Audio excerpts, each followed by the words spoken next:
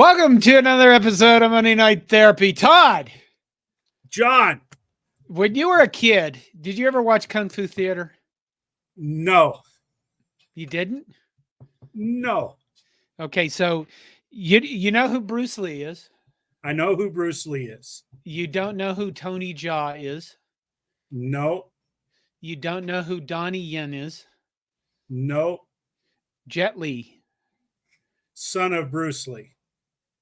I don't think so. I think it's Bruce Lee was Lee and Jet Li was Li. You don't know any of those people. No, I know David Carradine, who was Kung Fu. Okay, so you watched that when you were young. Grasshopper. Yeah. I loved all those movies. You know, On Bach is Tony Jaa. That's Thai. The On Bach 1 and 2. I don't know if there's the third. Very beautiful. Ip Man, which is you can look on Netflix. It's the most unbelievably beautiful martial arts stuff. Do you know why I love this stuff, Todd? Because of it's water. Because of the fluid and the fluidity of movement that is water. And Bruce Lee says it a lot better than I do, and he expands on it a lot more about water. You know what it is? It is close. It is the fluidity. It's like ballet to me. Do you know what else is ballet to me?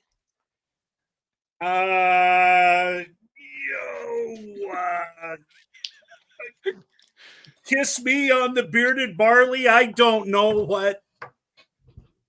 What? Well, now I'm all thrown off by that phrase. Kiss me. Ballet to me. Barley. Kiss me on the shiny. Ballet to me is Merritt Beeson flying from the back row. Well, and Harper Murray. It is so beautiful. It is like those martial art movies. It's like Jet Li and Donnie Yen and Ip Man. If you ever get the chance to watch those movies, I mean, the movement is so beautiful. It's ballet, just like Merritt Beeson flying through the air and Harper Murray flying through the air on a back row attack. They're beautiful things. There's a lot of truth in that, because when you think about what, in some of those martial arts movies, and even some of those that, what Kill Bill and some of that other stuff that have those guys, you watch those two incredible athletes come flying from the back row. It reminds you a lot of when you see some of those martial artists flying through the air. I mean, it is poetry, you bet. Well, so that leads me to believe you watched a little bit of the volleyball game on Saturday night. Oh my God, I watched every bit of it. I watched every play as well. I tell you what, that was incredible. And like a lot of the pundits are saying, it's not often that 1 versus 2 lives up to the hype, but boy, that one sure did. What an amazing, amazing night. Oh, Linda Wilkins is coming in firing, saying, "Okay, John, that might be a stretch." No, it's not. It's beautiful. It's beautiful, but it's poetry in motion. They beat Wisconsin for the first time in God knows how long. I can't remember. And 10 games. Was it 10 games? Yeah. And in the first set they took, and then the second and third set they got the shit kicked out of them. I think Wisconsin finished with like 18 blocks, I think. And I think like 17 of them were in the second set. The second set was horrendous. The first set was amazing because, Nebraska was clicking on all cylinders and in that first set, and that was I shouldn't say it that way. Nebraska played very well and came out highly motivated and struck the first blow. And Harper Murray did not play well at all in that first game. In fact, when you look over the night, she was hitting negative. And then who had the last 5 kills in the game in game 5 to win it? Harper Murray. That tells you a lot about, what the makeup of that young lady. I mean, holy moly. It was fun. Justin Rogge says, "Wow, we honestly don't need therapy on Monday Night Therapy. Football wins, volleyball takes down number 1 whiskey, and soccer won the Big Ten." Did you know that? Absolutely. So no therapy tonight. Let's just kind of celebrate and just bask in the fun of of the weekend that it was. So talk to me, and I'd be curious what some of the people who are listening in tonight have to say.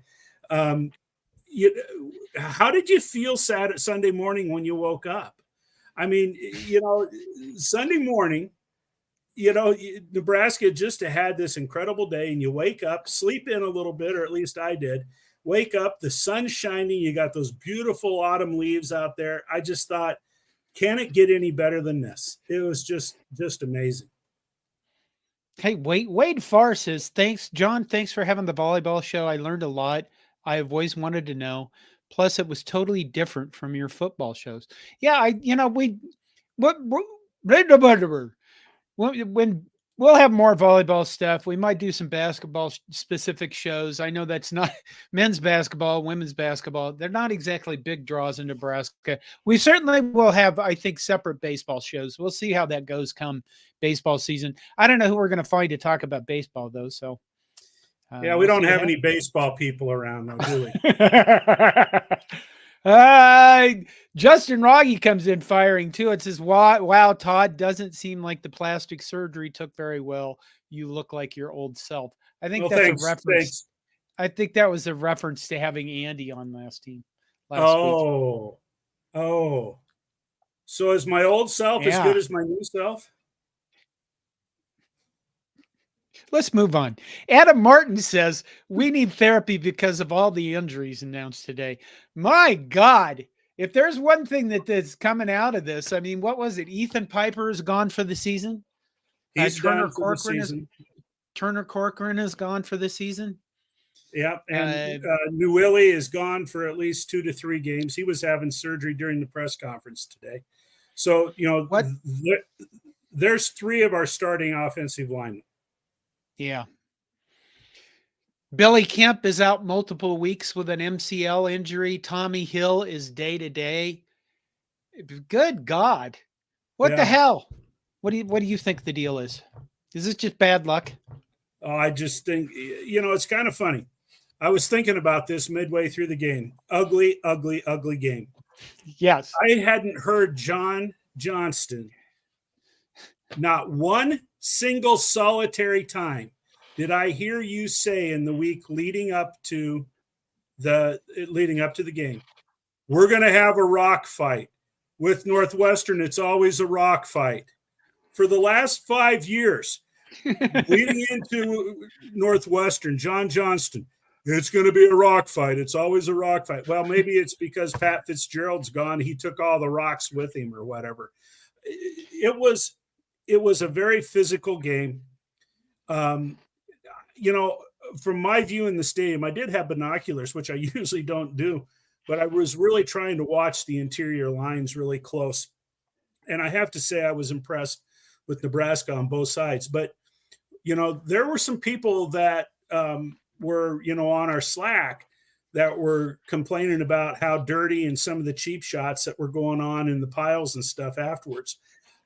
I don't think that was the cause of any of the injuries that our players had. Piper got rolled up on from behind. That happens. Oh, he did. That's right. That's right. Yeah. That happens to offensive linemen a lot. I don't know the nature of Corcoran's foot injury, but he's going to have surgery, it sounds like, for sure.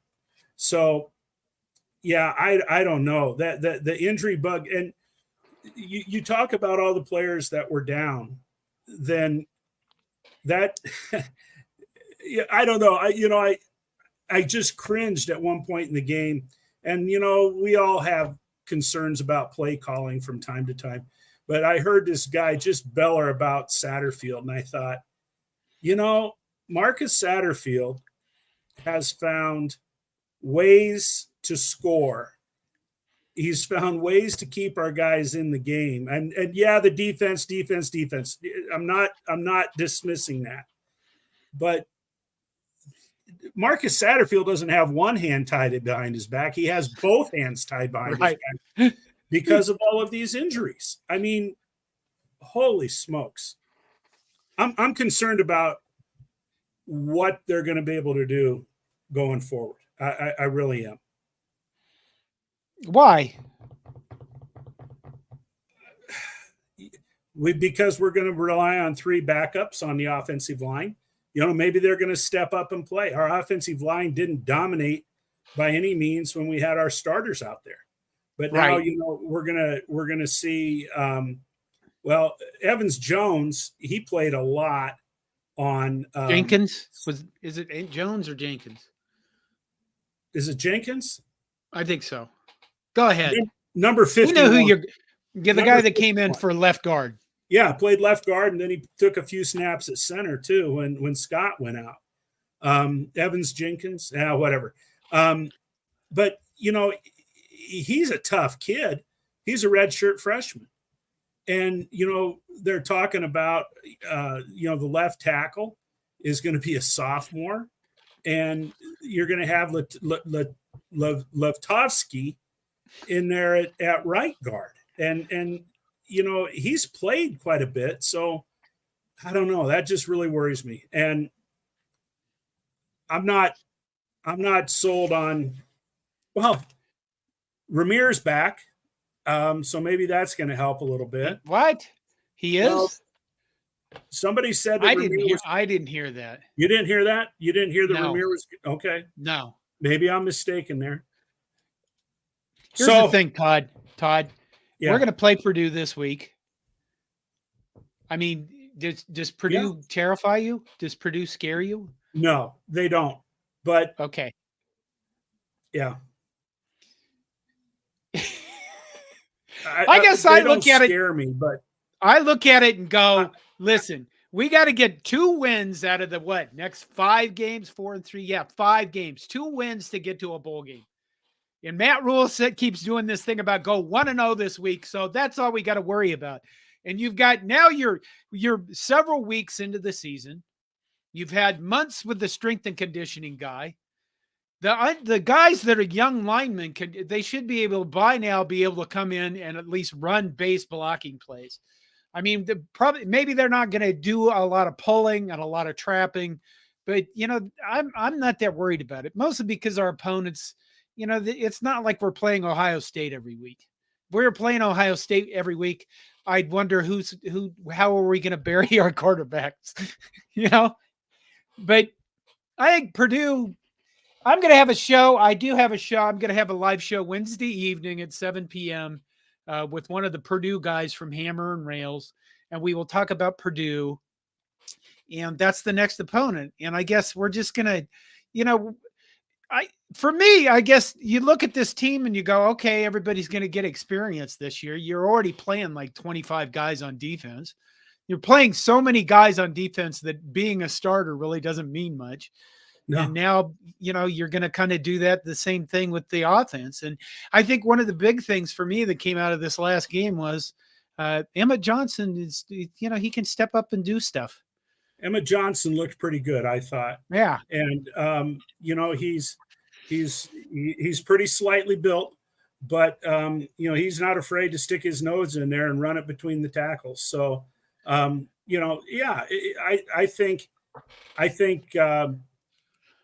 think he's going to be okay for now. And maybe that's it.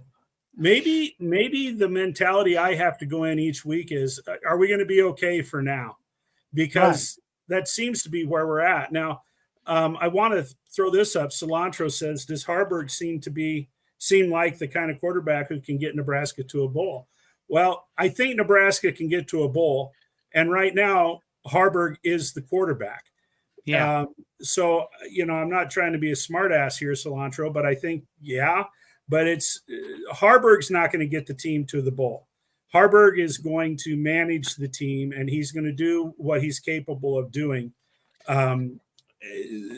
If you want to, the defense is what is going to get this team to a bowl, and how well the whole team, sticks together. There is something to be said about staying unified and working towards one single goal. And that team definitely seems that they're playing for each other and they've got each other's backs. But, I've heard something that I want to throw in here right now. And that is because, we're talking quarterback. Right. And, I've been an advocate that I'd like to see Sims back out there. And there's quite a few people. that are saying, well, let's see what Sims can do. Harburg's, he turns the ball over as well. I mean, he's first pass of the game, interception. He's not taking care of the ball that well either. And another side of me says, well, as long as Harburg keeps running the ball as much as he does, and he initiates contact, when he's carrying the ball, we'll see Sims and we'll see Purdy. But this was pointed out, I heard it on the radio, is that Jeff Sims is currently played in 3 games. Right. He played the first 2 games, and then he had one play where Harburg had to step out, and he played one play. So Jeff Sims is one game left, and he can salvage a red shirt. So Jeff Sims has a year of eligibility. If he takes a red shirt, he's going to graduate, or at least they say he's going to graduate in December.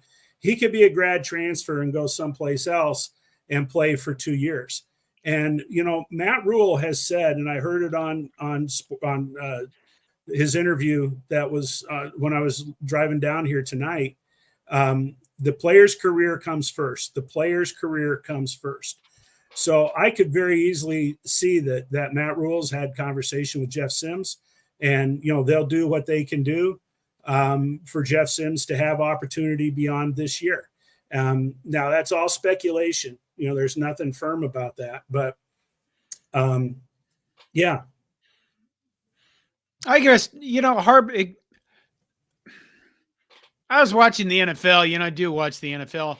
I think it was last week, and they were showing young quarterbacks and how bad they were when they started, like Troy Aikman and, guys that turned out to be Hall of Famers later, and how they started with so many interceptions and playing so poorly. And, I wonder if you look at the difference between Jeff Sims and Heinrich Harburg, it's this. Jeff Sims has played Division I football. And the last 2 years at Georgia Tech? Yep. Well, what happened to Heinrich Harburg the last 2 years? Well, last year he wasn't even coached to be a quarterback. Right. He had no coaching last year. He basically got ignored, and he got ignored by the staff before, just like, whatever, what the fuck with that guy. And now he's going out and he's being asked to be a starting quarterback. And I think he's going to have problems with it. You go out and do, like, that when you go out and do something for the first time, a lot of times you just do it and you have fun. You don't think about it at all, and you do pretty well at it. And you're like, well, that was neat. And then the next time you go out and do it, you start thinking about what you're doing, and then everything ends up all fucked up. Right? Sometimes they call it beginner's luck. Sometimes it's because you're not really worried about, oh God, I have to do good.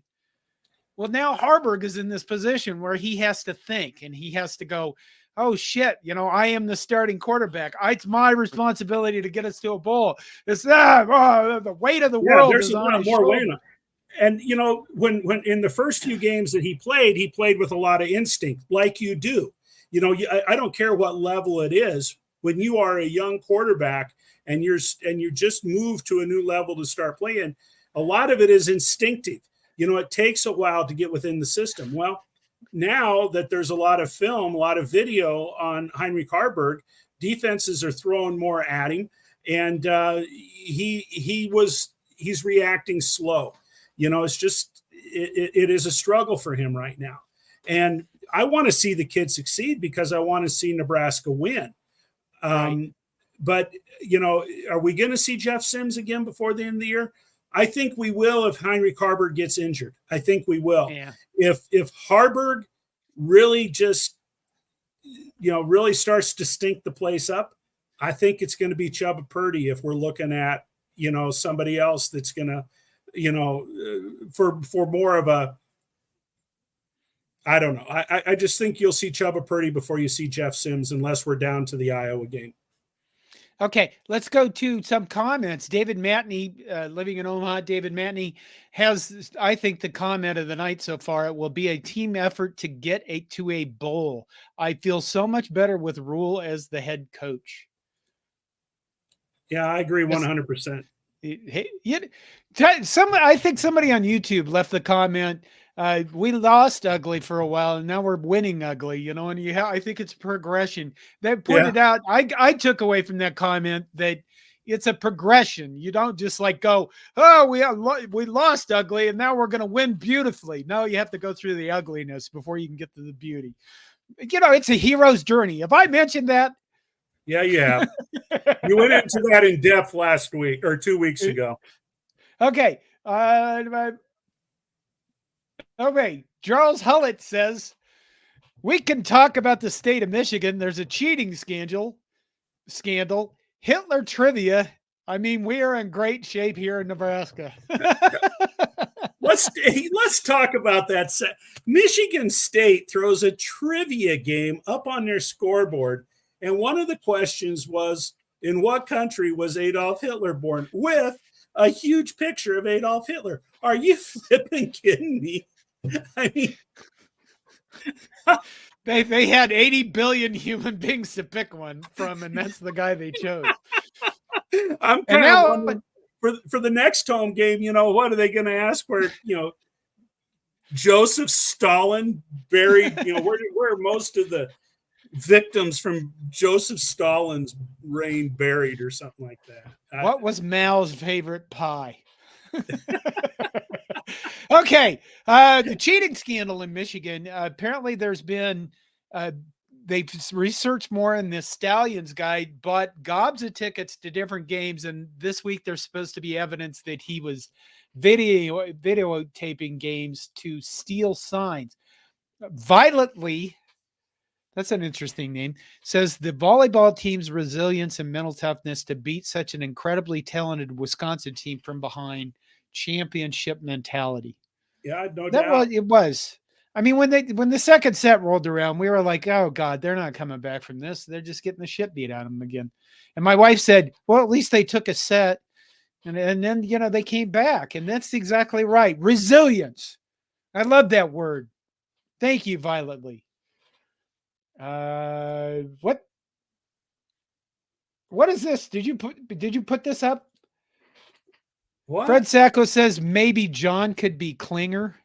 He has the build, and I bet he looks great in blue chiffon. What's that about? I just didn't know where the conversation was going to go tonight, and if we needed to have a little bit of levity, I figured, Fred's nailed that one. I have seen John in blue chiffon. John does look quite attractive in blue chiffon. I'll tell you what, I think when John does his colors test, it always comes back that, he looks good in the cooler colors. Violet sets off his beautiful eyes, and so don't let John fool you. He's trying to convince all of you here that he's just some Western Nebraska hick. This guy is one of the most incredible fashion icons in the entire state of Minnesota. And he dresses down for this. I mean, Prince's wardrobe has nothing on John Johnston. Nothing. In fact, Prince stole his wardrobe from John Johnston. I was going to have to, I might remove you because my room now is filling up with shit to the point I'm going to drown. Okay. Londell says Berg didn't look the same running the ball. He looked hesitant. Instead of delivering blows, he just pulled up just a little bit before he made contact. And I think that's the part about overthinking and about thinking too much and about, you're on the field and suddenly I'm thinking about what I'm doing other than just go, smash into people. But I'll tell you what, he also didn't, there were a lot of times he didn't have room to run. And yeah, that's true. On some of those designed run plays for him, Northwestern had him defended very, very well. It was a bad game for Heinrich Harburg. It was a bad game for him. And, that's, in my opinion, that's 2 bad games in a row. So hopefully something is going to turn around here. Big JSAV gives us $10 as a super chat. Thank you. Maybe others will follow your example. By the way, everybody, I did release a history video. And it's right now on YouTube for members only because I do have some people that paid like $1.99 for a membership and they can see the video. I'll show the rest of you the video the next day. But I thought, if people are buying memberships, they deserve to be ahead of, I guess, everybody else. That's how I thought I'd do that.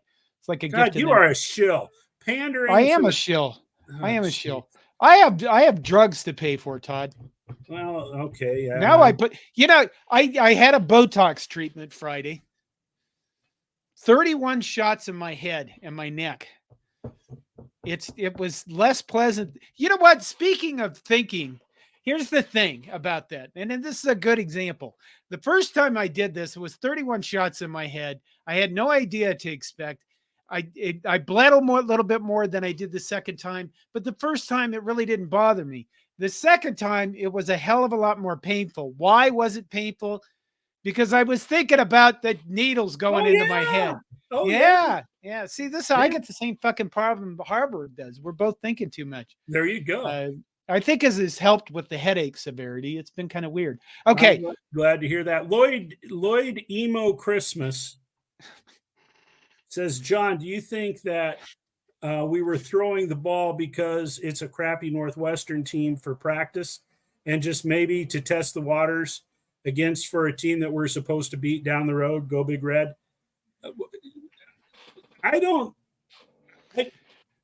What do you think, John? Why were we throwing the damn ball against Northwestern and not running it?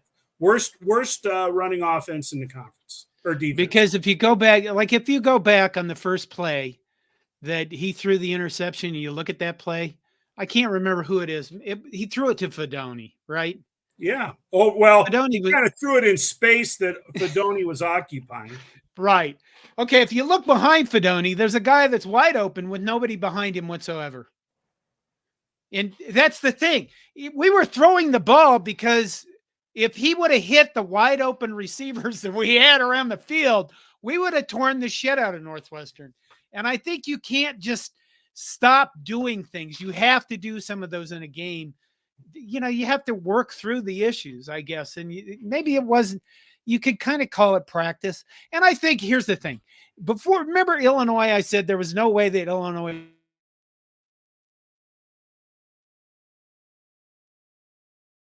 break a couple of big plays. And, there was the chance, and the whole offense was really struggling. So you couldn't say that exact same thing.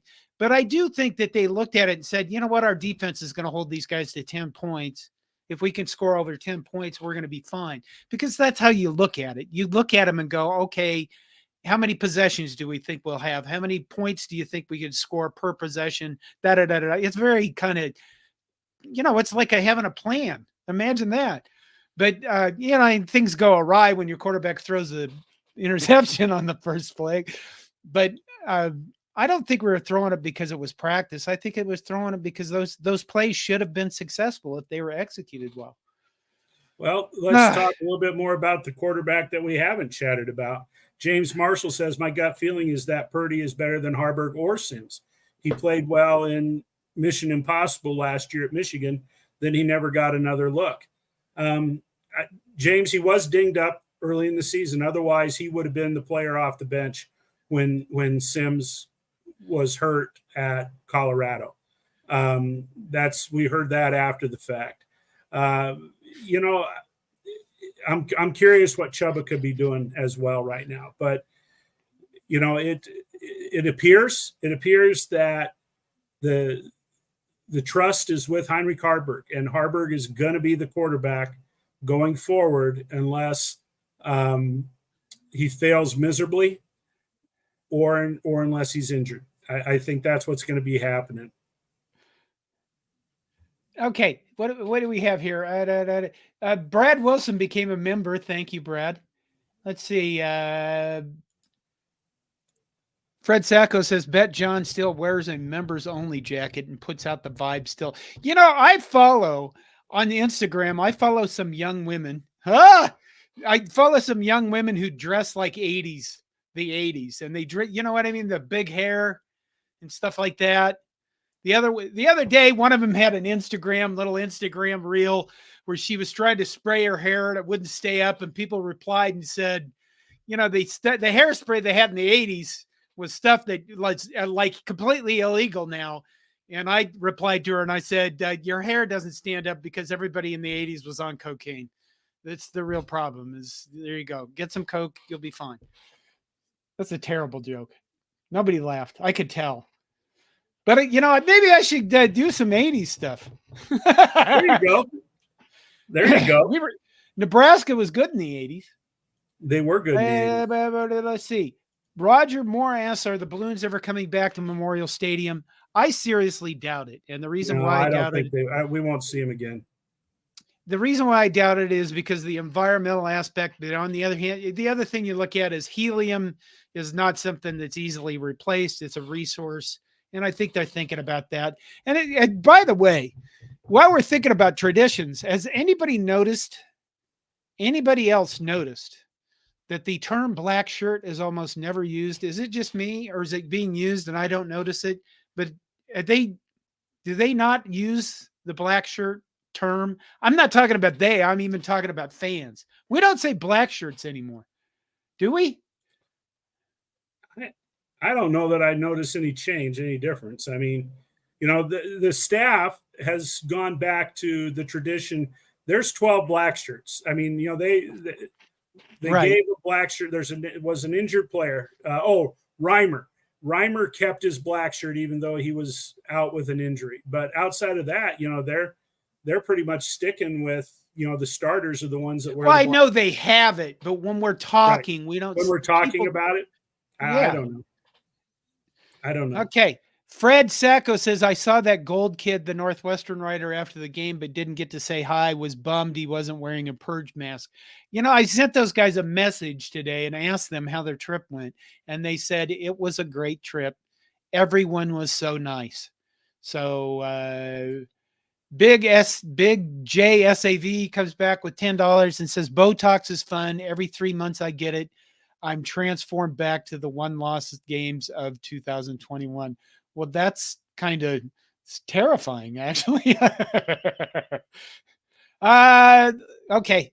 Linda says they should stop calling Nebraska an option team because he never gives the ball up. Yeah, Linda, I do not disagree with you. Now, they still call it the belly option, and it was off of that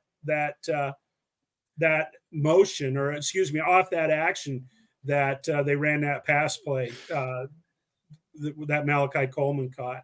And if they've made quite a big deal about Matt Rule spending some time talking to Tom Osborne, and Tom Osborne said, if you're going to run that belly option, then you need to put in the belly option pass, which they did. And ding, ding, ding, Malachi Coleman has his first touchdown as a Cornhusker. So, yeah, Linda, I don't even know that he's looking at pitching the ball. I think it is a designed run for the quarterback. He's pitched it one time.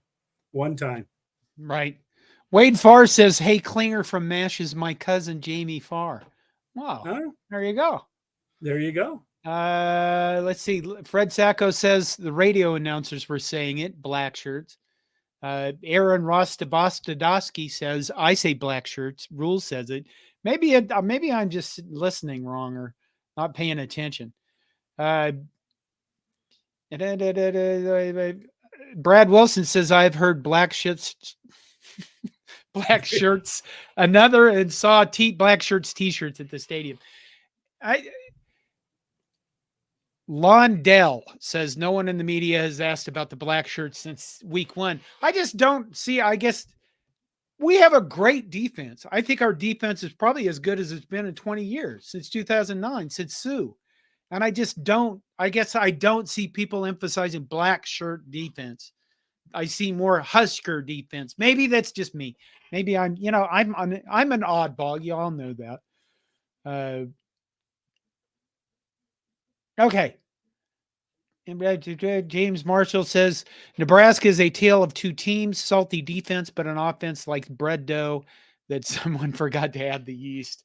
Yeah, it is. You know what? It's tough. I mean, my family, I watched the game with my whole family. Well, not my whole family, but my family. And, they were complaining about how ugly it was and how they didn't feel good about it. And I'm like, it made your eyes bleed, but at the same time, it was a win. So who gives a shit? Yeah, that's where I'm coming from too. A win's a win is a win. I mean, I'm not giving wins back. Right. Justin Rogge became a member. Thank you. Tiger Shark Diver says Omar Brown is making an NFL case. And then let's see, somebody else followed up with that saying, oh, he did. He followed up with it saying, I think Nut Masher, that guy should be second team all conference. You know, I think Haas Reuter, if you're listening to that podcast, will bring up the fact that Bo Pelini never capitalized on Ndamukong Suh, because there's a lot of guys out there when you're recruiting them, they look at you and they go, can you get me to the NFL? And I think that's really something that when you look at like Ty Robinson or the Nut Masher or Cameron Linhart or some of these players, you know, I think those guys are working their way up to get into the league. And I can see where Matt Rule will be the guy that will capitalize on that, so that we will start to look at Nebraska and say, you know what, we're going to have good defenses. Yeah, I know people are terrified of Tony White leaving, but, you know, so far we're doing 1-0 at a time right here, right? We got Purdue this week, and you know what I mean? No, I agree with what you're saying there. And let's not forget that Terrence Knight in the pot roast, you know, he's the one that's doing the coaching to those guys. So, you know, kudos to him. And he's still a relatively young coach. Yeah, he has not been out of the league that long. But I also do want to, while we're talking about belly option, Bielema's belly option is Arby's or KFC, according to Fred Sacco. So, yeah, you know, are you an Arby's or KFC guy, John? What's your choice? I don't eat either of those things. I haven't been to KFC in God knows a decade. I don't eat a lot of fast food because I'm on a low salt diet, and all of that stuff just tastes like salt to me. I'm not really good. I'm not a good foodie guy. By the way, my wife has us on a diet where we're eliminating sugar and carbs, and I've lost about 10 pounds. Well, good for you. Carbs are killing me right now because I haven't had any bread for like 2 weeks. Yeah, I was off carbs for 6 months and I was feeling great. Now I got to get off them again. If I had to really pick one, it'd probably be Arby's. Because KFC just, oh my God, that fried stuff. Eh. So how many of you guys went out and got your Big Mac sack today? 2 Big Macs for the price of one. I did. What? Yeah. What are you talking about? Well, when Nebraska gets a sack, it's a Big Mac sack. And so you get 2 Big Macs at McDonald's in this area. Oh, so, God. My wife picked one up on the way back from her chiropractor appointment. I had one. My son had one, and we were happy for lunch today. Let's see. Rule said sign stealing happens every game. He said there was nothing wrong with teams looking over at the other sideline trying to get an edge. That's why we have the headsets. However, he said filming opponents' practices or game is a completely different issue. And that's the problem that Michigan has. I agree with that. And Matt Rule also mentioned that in the NFL, you know, the quarterbacks have speakers in their helmets. And so, you know, there's no need to have, you know, these big flipping signs that you have to recruit, you know, 5 extra managers to hold these signs up on the side. Now I don't even know what they're doing because Northwestern had 5 signs that were all black signs with a purple N on them. And what I don't know what the point is of those big old honking signs. Wait, you know what? If you videotaped all that or recorded and then compare, okay, whatever. He also talked about moving the sidelines. Did you see that? And why would we move the sidelines? From the east side to the west. He said he hasn't put much thought into it, but I think he mentioned that, you know, when the east side, the sun comes over and you're staring into the sun. I think you have more room on the east side, though, don't you? I don't know. I haven't paid that much attention. I know Iowa State switched sides for that same reason, for the sun, because, you know, it used to be you'd want the sun so you were somewhat warm in August and November. Yeah. Okay. Fred, somehow we got on this. See what happened? Fred Sacco says KFC not only keeps you regular, it keeps you ahead of schedule. Tiger Shark Diver gives us a $5 super chat. Thank you. It says thanks. Minnie said son, which I think she's. I hit the wrong one. I hit the right. I keep. Okay, you go ahead and click on what you want. I want this one.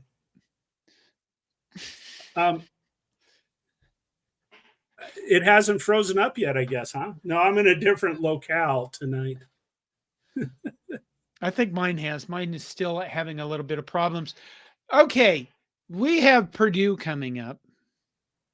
Do you know anything about Purdue? They got the defensive coordinator from Illinois, who was really, really good last year as their head coach.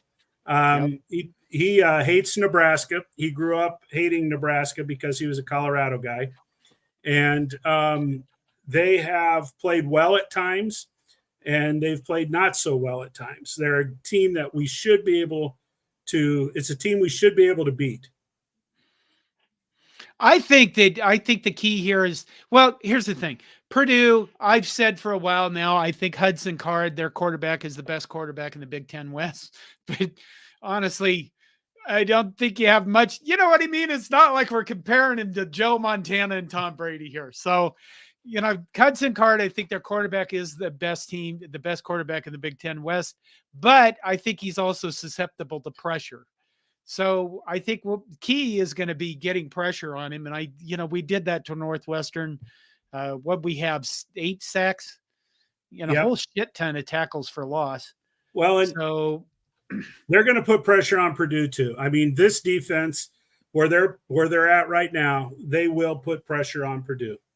Hopefully the defensive backfield, can maintain some coverage downfield.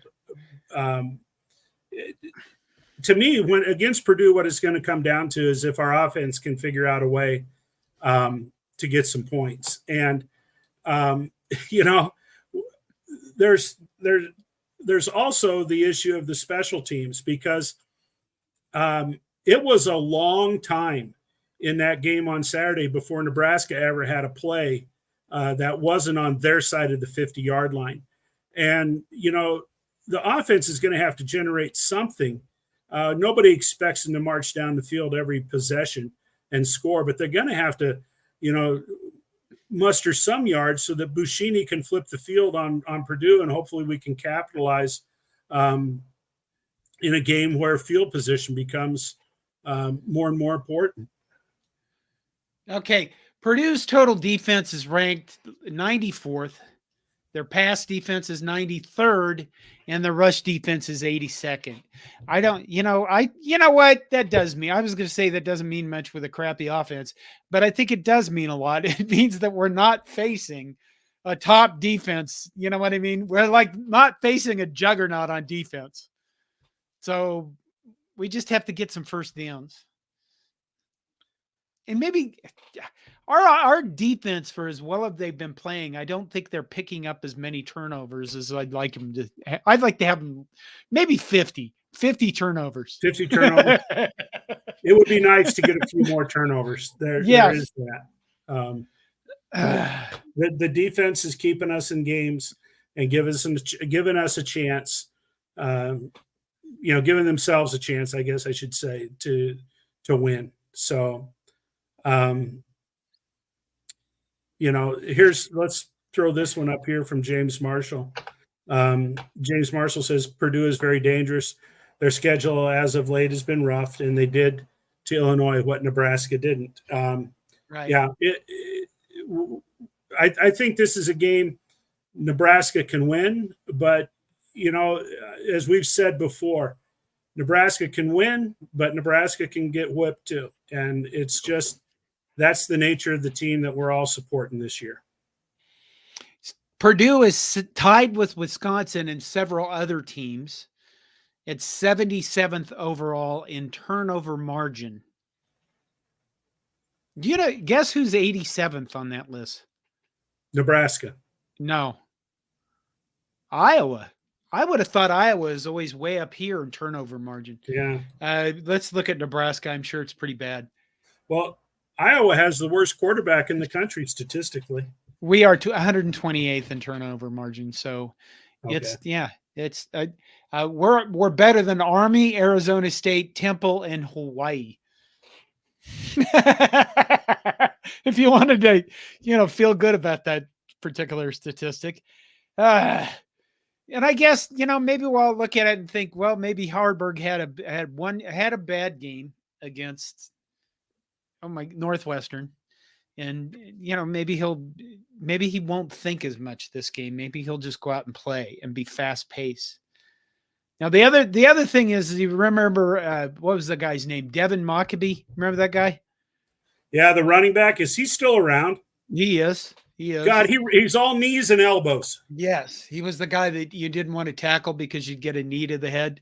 Yeah. All right. We'll go look at Purdue's rushing offense real quick. Their rushing offense is 91st. And we'll look at scoring. I think scoring on. I know these people all put out these advanced stats now, like success plays and efficiency and all that shit. I like the old school, scoring offense, because that's really what it comes down to. MK says, did you hear Rule's comments on using the visitors sideline? With the advent of space heaters in the last 20 years, what do you think the chances are of us switching sides in Memorial Stadium? Or what are they next year? I would say that they're pretty high. If Matt Rule wants to do it, they're going to do it. Plus, now that they've switched the corner of the stadium that they come out, then it's a straight shot to the bench. They don't have to hang that hard left and have, the officials out there with their arms like this, trying to get them to turn their curve. They can just take off at a full sprint right to the bench, right down the sideline, get their legs loose, take a knee, say grace, praise be to whoever, and then they're ready to play. Let's see. Purdue is 101st in scoring offense. Nebraska is 121st, just below Michigan State at 120th. So it's not like we're playing juggernauts again. This week we're not playing a juggernaut. I think this game will, I always think that if you say a game comes down to turnovers, it's really lazy. But the honest to God truth is, between Nebraska and Purdue, it's pretty much going to come down to who makes dumb mistakes the least. And that would be turnovers with, fumbles and interceptions. Here's something that reinforces an opinion that I expressed about halfway through the game on Saturday. I better put my glasses on. I want to try to get this right here. Gargomel, 91. Aren't Harburg and Harper Murray an item? Okay, here's my theory. And I put this out on Slack at halftime. Harburg was playing like crap. Fedoni was playing like crap. They're roommates. And so I just figured that they had a roommate fight, and both of them are pissed off and they can't put it behind them. Like, one of them may have left the milk out. Maybe one of them kicked over the spit can or something like that. And then I tossed out the idea that maybe one of them, with the other girlfriend, maybe. And who had a horrible game Saturday night until the fifth game, until she snapped out of it a little bit? Huh? Oh my God, I live in terror when you start doing this. Like, what's he gonna do to get a shot? Why are people at God? I'm just saying, John. I'm just saying, could be. Is there going to be an off-season show, or Nebraska Survivor, or Nebraska Bachelor? There you go. Hey, hold on. No, that's not what I want. I want this. That's right. Oh my God. Do not encourage him. You didn't like the Roger Moore tied for president thing? Well, that kind of goes without saying, but okay. Tiger Shark Driver. Have we talked about Coleman's TD yet? We did mention the belly G. Belly G option is an option run play. Belly G option pass is a play action. And if you, Dr. Rob Zadiska and Travis Justice had a YouTube video where they diagnosed that play. So go find it and look at it. Rob says he doesn't know what G stands for. Belly G, which I kind of always looked at that and went, I had no idea, other than I'm sure Haas Reuter would know. Well, it might be the gap, perhaps. Don't know that for sure, but it could be. Rob just said he had a blocking assignment and he did his assignment without thinking too much about how the play was called. I would like to ask this. I'm glad that Tiger Shark Diver brought it up. Malachi Coleman. I'm getting hot. Malachi Coleman, did he run past everybody? Or was Northwestern just slow? No, he ran past him. There was a play action fake, though. And play action is a way to help your receivers get a step on the defender. So, it was a beautifully designed play, and it was run. The timing was just perfect. I thought it was a beautiful pass, and you kind of looked at it. I think the timing was perfect for the crowd too. The people, at least the people I was watching the game with, because it was kind of like, oh my God, we need something good to happen here, and it did. So do you think between like Malachi Coleman, who is it, Doss, Jaden Lloyd, all freshmen, that they could be the speedsters?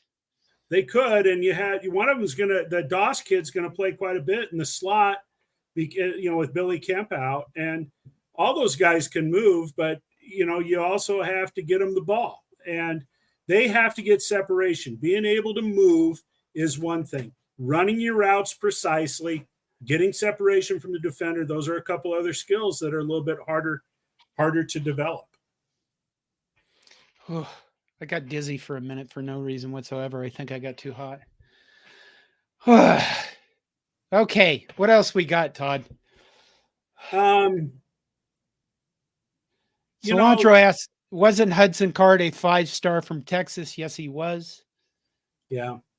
And you go to Purdue because you're going to be able to play quarterback, and they're probably going to be throwing the ball a lot. They don't have anybody like, I don't think they have any, well, they don't have anybody like Charlie Jones. You remember him? Yes. Transferred from Iowa to Purdue, tore up a lot of stuff because he could run comeback routes like nobody's business.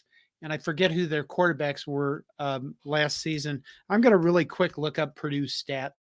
Well, let's talk a little bit more about those quarterbacks. So when you think about it, in the Big Ten West, I'm not sure that at the start of the season, one could say that there were a whole bunch of good quarterbacks, but Wisconsin lost their starter. Iowa lost their starter. Nebraska has lost their starter. So, who has their starting quarterback still?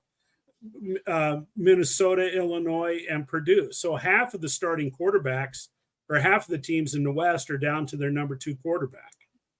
Oh my God, you're right. Okay, Devin Maccabee has 478 yards rushing. He's their leading rusher. Dion Burks has 418 yards receiving. He's their top receiver.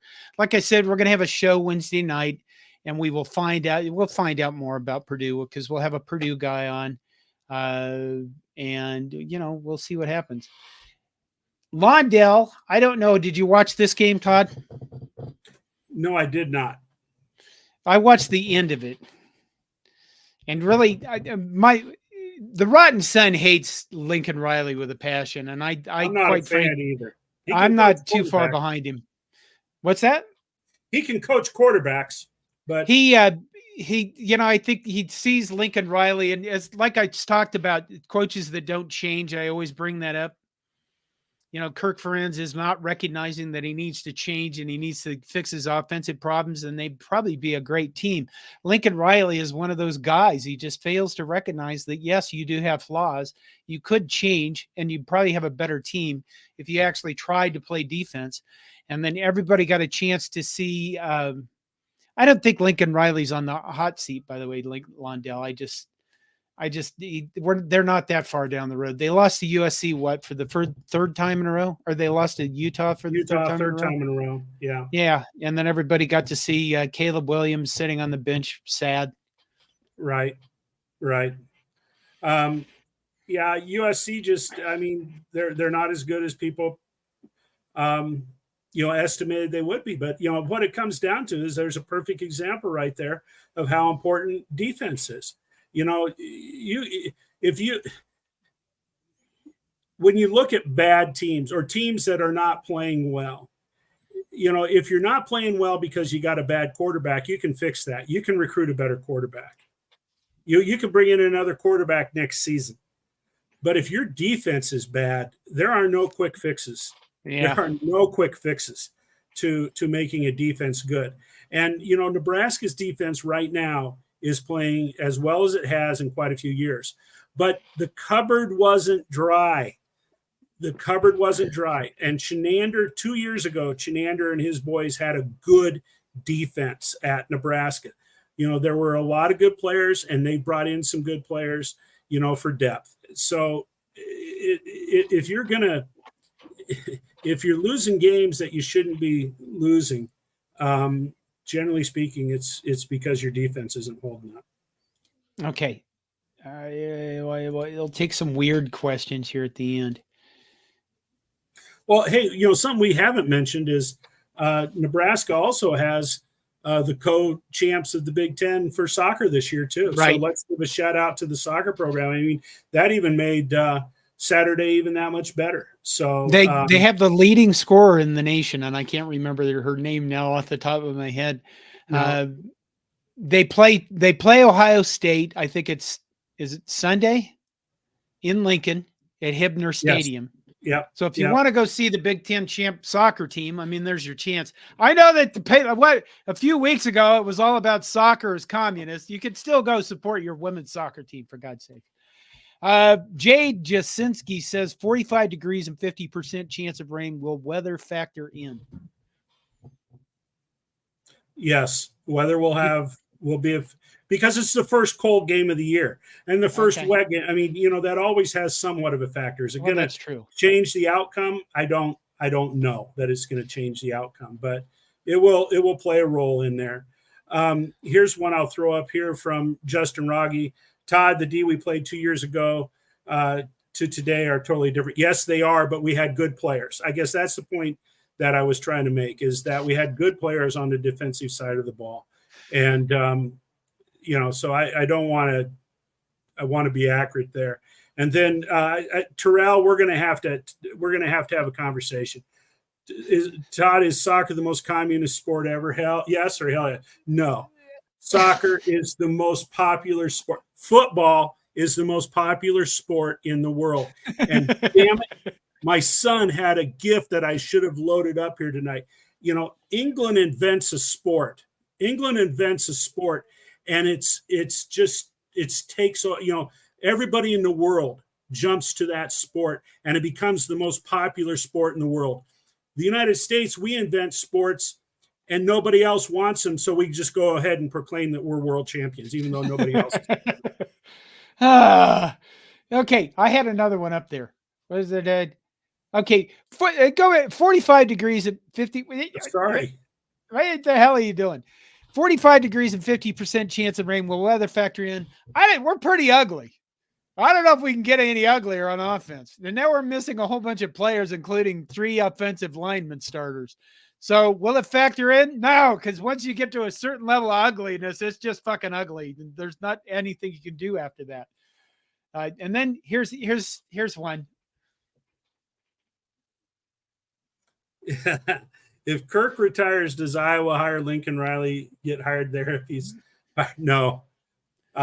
Because Iowa could not handle having somebody that plays somewhat of an innovative game of football. It would stun the state. It just couldn't happen.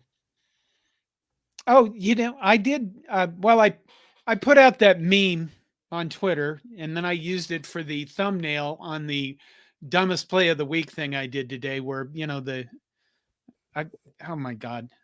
I brought this up and now I should have uploaded it. Talk about something, Todd. Tell us your favorite movie. Tell us your Well, I'm going to favorite movie. say, Adam Martin says, Todd, you got to mention on our Zoom from NDE today and our teacher answers. Oh my gosh. I try to keep a low profile. Well, Adam, I hope, however I was mentioned, it was in a positive light. What's NDE? Nebraska Department of Education. Adam apparently is a teacher somewhere here in the state of Nebraska. Good Well, for you, maybe. Adam. Thank you. Did you get a mention for your educational stuff? I hope so. I hope it was because of some educational stuff. And okay. I did that meme, and there you go. That was the meme I used, and I think that was the biggest thing about that dumb Iowa thing with the punt return, is that, oh my God, they're terrible. I mean, God, no, I can't. I am just. It's going down the tubes here. We're gonna have to quit soon. Oh, now I know. Adam posted who he is. Yes, Adam. Now I know who you are, Adam. Thank you very much. Fred, I think we should end it with this. Fred Sacco says Iowa can't handle golden books, let alone innovative football. Fred, nothing else needs to be said about what's going on over in Iowa. Oh my God. Okay. I think that's it for this week. I don't know anything else right now. We will have the show Wednesday night with the Purdue guy. We'll have Thursday night. I kicked Greg off the show last week so we could have the volleyball thing. And I'm sure Greg will want to come back this week because he'll miss talking to a lot of things. Yeah, and then Greg will have a good take on a lot of things. He was pretty fired up this weekend. And I plan on start doing more history videos very soon. And I think that's all the news I know. Okay, there you go. Good night, Todd. Good night, John. Oh my God.